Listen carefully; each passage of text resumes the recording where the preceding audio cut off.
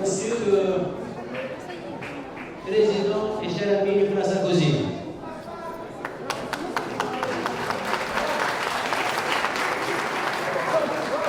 Mesdames et Messieurs les républicains, Mesdames et Messieurs les militants du Parti de l'Unité de Tunis,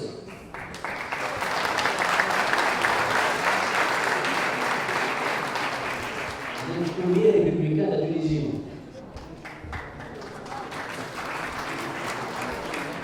faites-moi, cher ami Nicolas, au nom des militants de l'Unité de Tunis, de te souhaiter la bienvenue en Tunisie et à Tunis, une ville dont le peuple vous a souhaité ce matin au musée du Bardo et à la Médina un accueil chaleureux et digne. Une visite que vous avez voulu, une visite de solidarité avec la Tunisie, le seul pays arabe où le printemps démocratique s'est bien installé et qui conserve intact son rêve de progrès où liberté et développement sont jumelés. Un rêve menacé par la barbarie du terrorisme, mais qui se réalisa grâce à la détermination de notre peuple et le soutien de nos amis. Car nous connaissons bien notre objectif et nous saurons comment y arriver. Le grand leader et père de notre nation, Habib Bourguiba,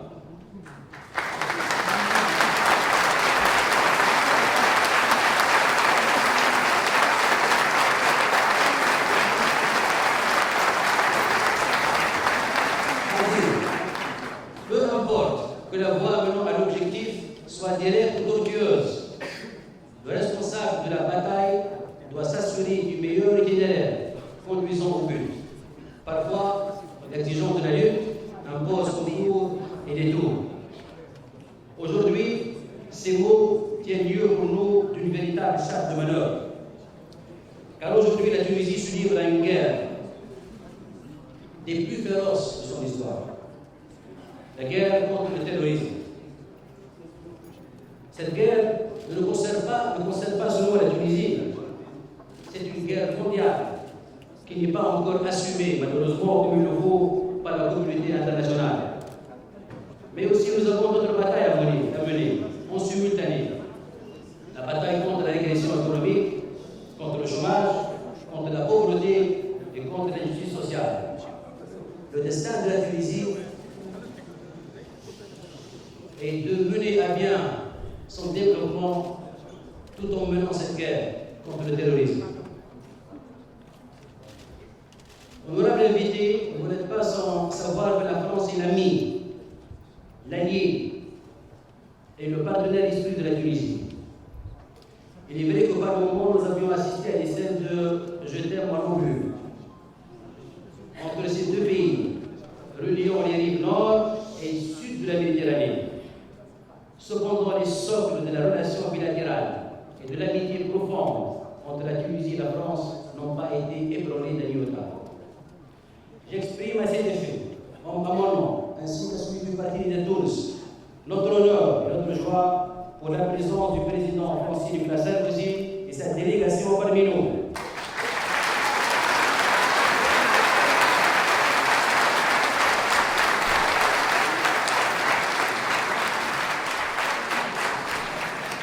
Cette présence qui en dit long sur la politique de soutien de la France à la Tunisie. Les champs de partenariat entre la Tunisie et la France s'étendent à de vastes espaces, l'économique, le social et le politique. Mais aujourd'hui, la Tunisie est plus que jamais consciente du défi de la sécurité. Un défi de taille que la Tunisie se trouve actuellement dans l'incapacité de relever seule. Cette guerre qu'elle mène étant une guerre mondiale et un manque de moyens, de matériel, un manque de moyens matériels et humains, c'est un fait indéniable. C'est à ce niveau que le rôle que pourra jouer la France et les autres amis, les pays amis et alliés, revêt un aspect crucial de notre facture. Frappée à son tour par le fléau du terrorisme, la France conforte aujourd'hui et doit conforter aujourd'hui sa position d'allié principal dans la bataille contre le terrorisme. Qui de nous d'ailleurs n'a pas été affecté par l'attaque contre le journal satellite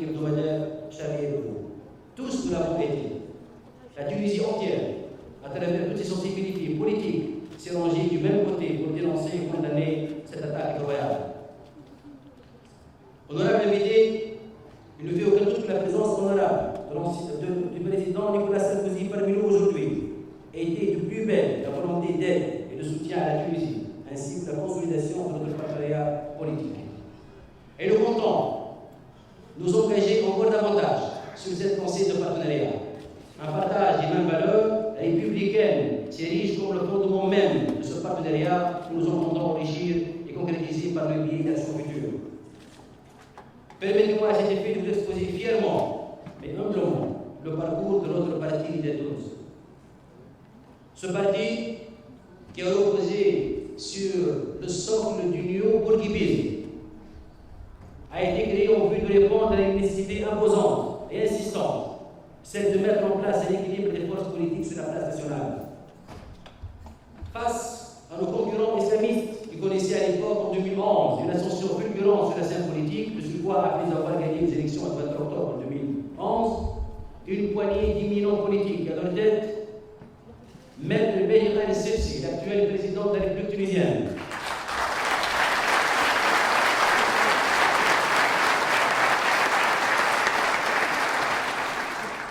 Ont eu l'idée de la création d'un parti dont l'objectif est de répondre à l'exigence du peuple d'alors, à savoir une force politique faisant le contrepoids, mais capable de porter un rêve et de porter un projet mobilisateur. En très peu de temps, le parti s'est agrandi et a gagné de plus en plus de place sur la scène politique. Et en 2 ans d'existence, a réalisé le rêve tunisien, gagner les élections législatives et présidentielles, assurer la continuité de l'État moderne et pouvoir porter un projet de développement global. Aujourd'hui, le parti Lidatouz a accédé au pouvoir. Il n'est certes pas sur le commande, mais demeure le parti gagnant aux élections et donc élu par le peuple. Ayant l'expérience du pouvoir, Lidatouz n'hésitera pas à s'engager dans un partenariat politique avec une sensibilité partageant les mêmes valeurs, les mêmes principes et les mêmes fondements relatifs à la République. Monsieur le Président, chers amis, chers militants, l'avenir n'appartient qu'aux audacieux, au leadership fort et déterminé, à la solidarité sereine et responsable, aux valeurs de liberté et de justice et de fraternité. Et ce sont là des valeurs qui nous unissent aujourd'hui et nous uniront demain. Vive l'amitié tuniso-française, vive la Méditerranée, vive la liberté. Je vous remercie.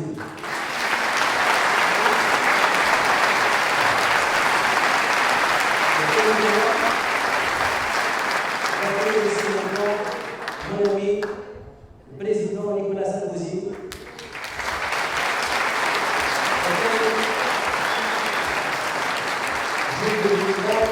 je veux à l'accueil un standing ovation qu'il mérite.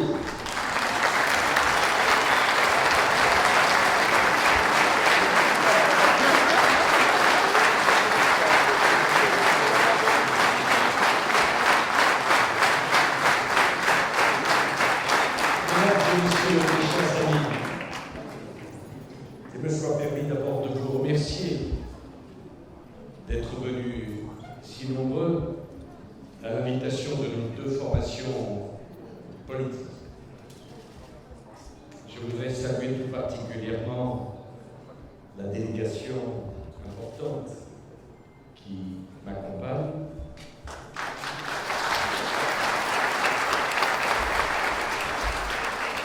Avec le président du groupe des Républicains à l'Assemblée nationale, Christian Jacob, notre responsable des questions internationales, Pierre Delouche, avec Rachida Dati,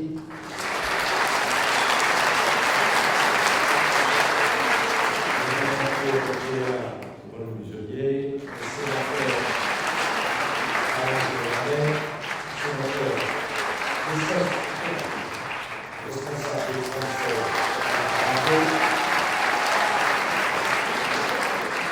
vous avez raison d'applaudir. Avec plaisir. Éric Ciotti.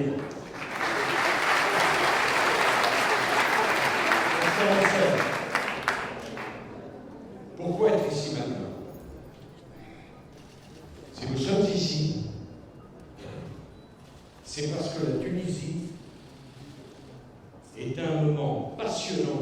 histoire, et parce que c'est un moment passionnant, un moment crucial,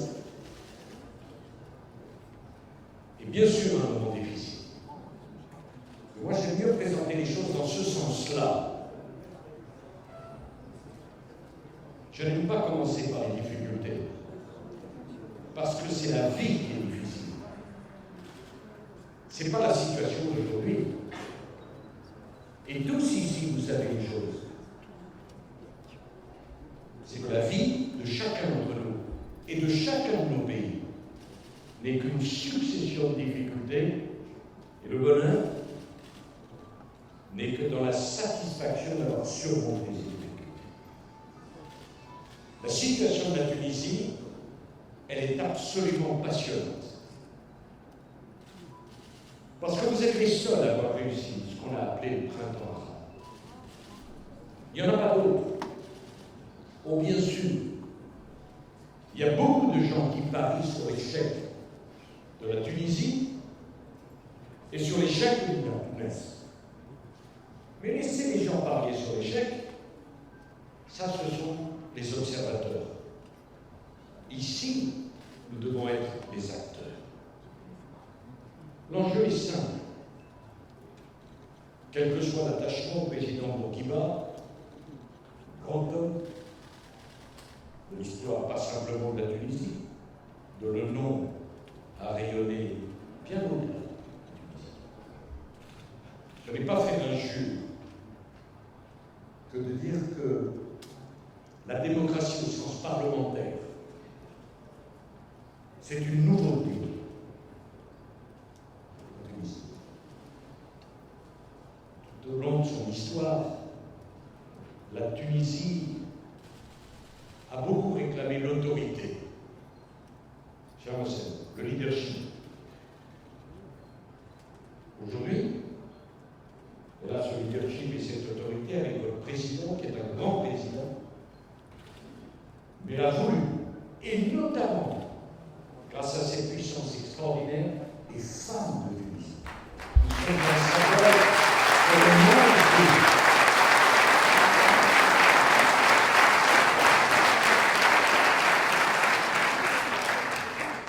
Je ne veux pas dire que les hommes n'ont aucun rôle, mais enfin, moi je ne suis pas à convaincre à ce rôle des femmes. Franchement, de ce côté-là, j'ai un bilan. J'ai toujours cru dans la vie politique, la place des femmes doit être prépondérante. Mais qu'est-ce qu'elles ont dit, ces femmes tunisiennes? Qu'est-ce qu'elle a dit, cette Tunisie profonde du XXIe siècle? L'autorité, le leadership, mais aussi la démocratie. Et aussi la présentation comme le groupe. Ça, et non seulement vous l'avez dit, mais vous l'avez fait. Quand je vois la façon dont sont déroulées les élections législatives de l'automne 2014 et l'élection présidentielle de l'hiver 2015, y a-t-il beaucoup de pays qui puissent dire nous avons renouvelé notre Parlement, nous avons changé notre président, sans aucune contestation possible? C'est ce que vous avez construit. Quand on parlait de la Tunisie, on parlait des grands leaders qui avaient fait l'histoire.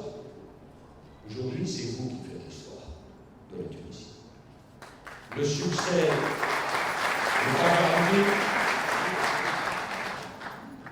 mais c'est vous qui créez l'histoire.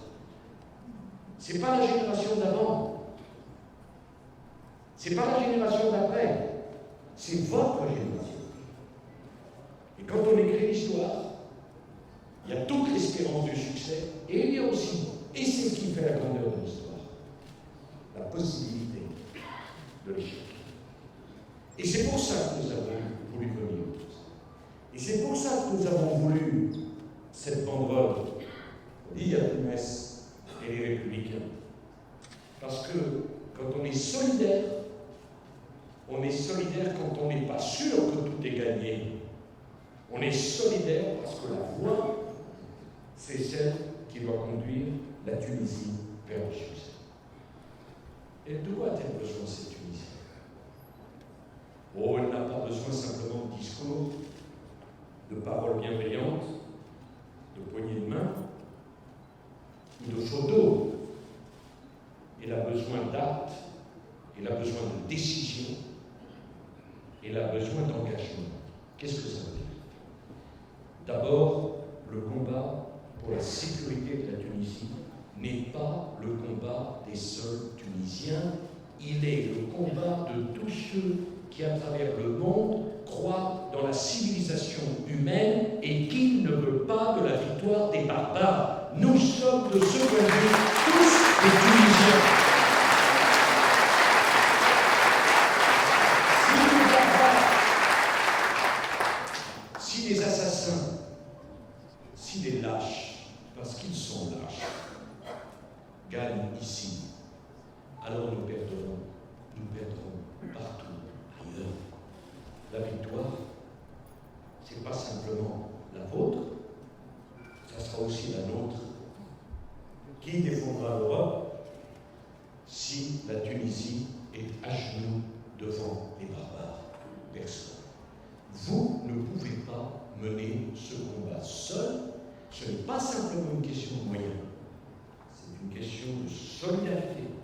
On ne peut pas dire qu'il y a une guerre qui est faite de la civilisation et nous, Européens, et nous, Français, ne pas être aux côtés de ceux qui se battent pour la civilisation.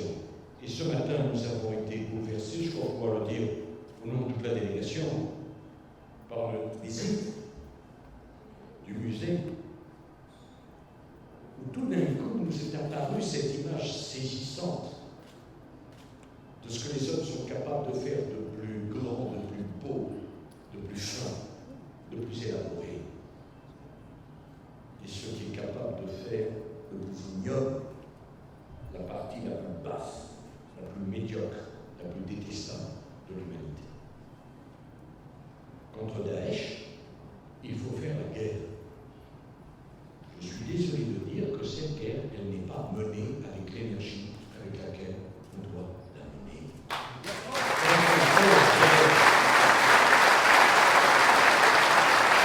Ce n'est pas une décision facile à prendre. Décider de faire la guerre n'est pas quelque chose qu'on peut prendre à la légère. Parce que c'est toujours difficile de porter des idées de civilisation et au nom des idées de civilisation, d'être prêt à tuer les hommes. Mais quand on fait la guerre, quand on prend la décision de faire la guerre, parce qu'il n'y a pas d'autre choix, il faut la gagner. Il ne faut pas faire la guerre pour faire la guerre. Et je trouve que la coalition contre Daesh ne se donne pas les moyens de gagner la guerre qu'il convient de gagner. C'est un problème de leadership, c'est un problème de moyens, mais c'est par-dessus tout un problème de volonté, et je le dis ici, alors même qu'à moins de 100 km de vos frontières, Daesh est là. Qu'attendons-nous agir? Envoyer des avions, ce n'est pas suffisant. Il faut qu'ils soient efficaces et que cette guerre soit gagnée. Il y a toute la question aussi du développement économique. Quel que soit le discours, quels que soient les engagements, quel que soit le leadership de votre président, si les jeunes ne trouvent pas d'emploi, si les hôtels sont vides, si Monsieur le ministre des Finances, les investisseurs étrangers vous font des gentils messages mais n'investissent pas, que direz-vous à la jeunesse des 11 millions de Tunisiens? La question du développement économique est centrale, y compris pour nous, Européens, dans la nécessité absolue de réguler les flux migratoires. Si on ne trouve pas de travail au sud de la Méditerranée, on ne pourra pas gérer les flux migratoires au nord de la Méditerranée. C'est une réflexion de bon sens, mais elle est incontournable. Je pense, du fond de mon cœur, que le projet d'union pour la Méditerranée, dans lequel la Tunisie un rôle central à jouer, est indispensable pour fédérer tous les amis de la Tunisie, non pas pour faire des discours, mais pour investir. Avec 20% de ce que l'on a donné aux Grecs, on peut permettre à la Tunisie de se développer, de se stabiliser et d'apporter à la civilisation mondiale une victoire exceptionnelle.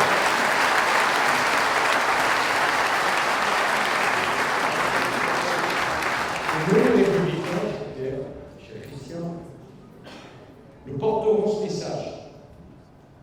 Il n'est pas temps de féliciter les Tunisiens, il est temps de les aider, de les soutenir et de prouver concrètement que nous avons compris que des deux côtés de la Méditerranée, sur les deux rives de la Méditerranée, nos problèmes sont les mêmes, nos intérêts sont les mêmes, la nécessité de construire et de bâtir ensemble, c'est la même.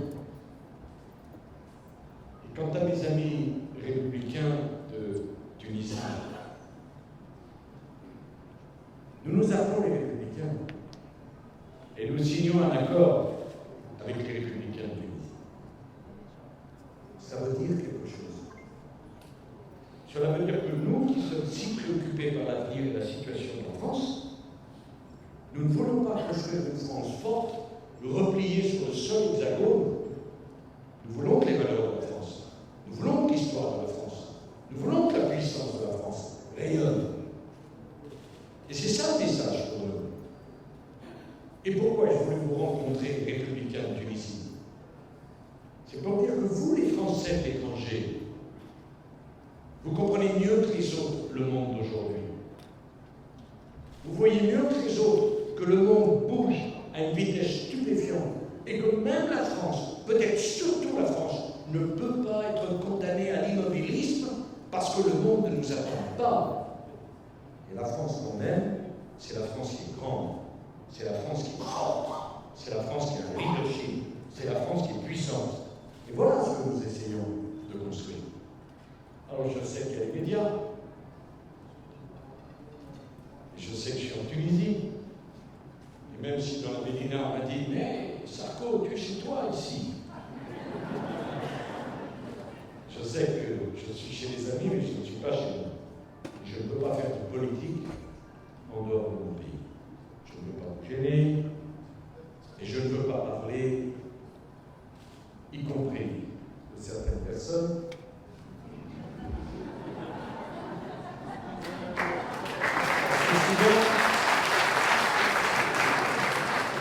Je serais obligé de dire ce que je pense, et ça ne serait pas bien. Ou je serais obligé de ne pas dire ce que je pense, et ça serait encore pire.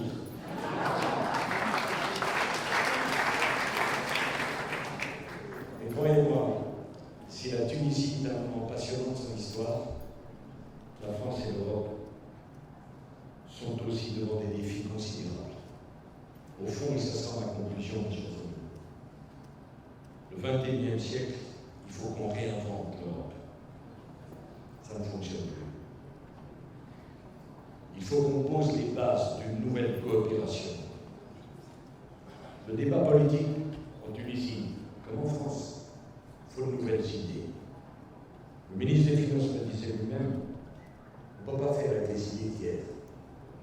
Et tout l'enjeu, au fond, comment recréer la confiance entre les Tunisiens et leur classe politique, entre les Français et leur classe politique, la confiance en leur droit, pas avec des promesses, en disant la vérité, en trouvant de nouvelles idées et en construisant pour l'avenir.